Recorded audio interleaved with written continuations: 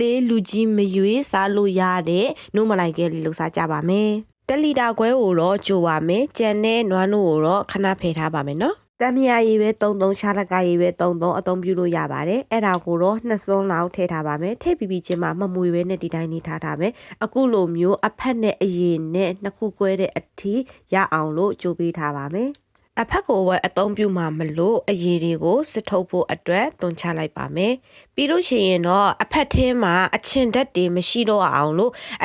ဒီအဖက်တွေကိုတေချာလေးစေးကြောရပါမယ်။တစ်ကြိမ်နှစ်ကြိမ်သုံးကြိမ်လောက်အဖြစ်ထိစေးကြောပါမယ်။အရသာလေးနည်းနည်းလေးမြည်ကြည့်ရင်လည်းမြည်ကြည့်ပေါ့နော်။နိုးမလိုက်ကဲလုပ်တဲ့အခါမှာကွဲထွက်သွားတယ်ဆိုတာကအဓိကလိုအပ်ချက်ကတော့ဒီရေကိုကုန်းစင်အောင်မစစ်လို့ပေါ့နော်။ရှိသမျှအားနဲ့အင်အားအကုန်သုံးပြီးတော့မှဒီ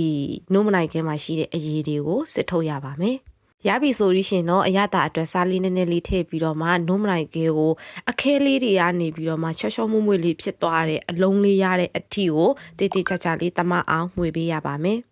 အခုလိုကိုလိုချင်တဲ့အနေထားမျိုးလေးရပြီဆိုလို့ရှိရင်တော့ဒီနိုးမလိုင်လေးတွေကိုအလုံးလေးတွေလုံးပါမယ်ကိုကြိုက်တဲ့အနေထားတစ်ခုဖြစ်အောင်လုံးပြလုံးလို့ရပါတယ်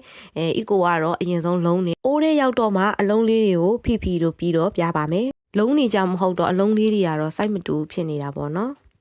ကလုံးလေးတွေလည်းလုံးပြီးသွားပြီဆိုလို့ရှိရင်အိုးလေးကိုတကြားထည့်ပြီးတော့မှရေလေးထည့်ပြီးတော့မှ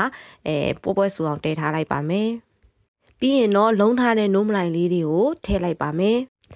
နိုးမလိုင်လေးကိုဒီတကြားရည်ရဲ့အရသာလေးတွေဝင်သွားအောင်လို့မီးအေးလေးနဲ့တကြားရည်ခန်းတဲ့အထိကြိုပေးထားပါမယ်။ပြီးရင်တော့ခြံထားတဲ့နွားနို့ကိုအကုန်လုံးတောင်းထည့်လိုက်ပါမယ်။နွားနို့ကပွဲဆူလာတဲ့အချိန်မှာဆိုလို့ရှိရင်အရသာလေးတွေစိတ်ပြီးဝင်သွားအောင်အပေါ်ကနေပြီးတော့မှဇွန်းလေးနဲ့ဖိပေးတယ်ပေါ့နော်။ဒါလေးကတော့ရိုက်ဖို့မပါသွားခဲ့ဘူးပေါ့နော်။ကဲဒါဆိုရင်တော့နိုးမလိုင်ရခဲလေးရပါပြီရှင်။